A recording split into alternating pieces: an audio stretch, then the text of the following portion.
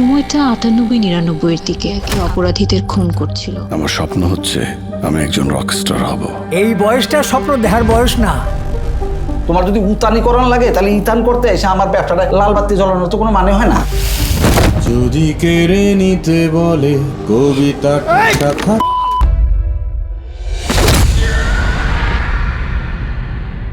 আপনাকে খুব চেনা চেনা লাগছে, কোথায় দেখেছি বলেন তো? মানুষের দেহ মরে কিন্তু প্রেম মরে না। আপনি কবি নাকি? খুন করাও একটা শিল্প। মেরে ফেলার ক্ষমতা সৃষ্টি করার ক্ষমতার চাইতেও কোনো অংশে কম না। আরে তুই তো ওই বোধাই গায়কটা। আজকাল আমি মানুষ রূপে পশু দেখি কেন?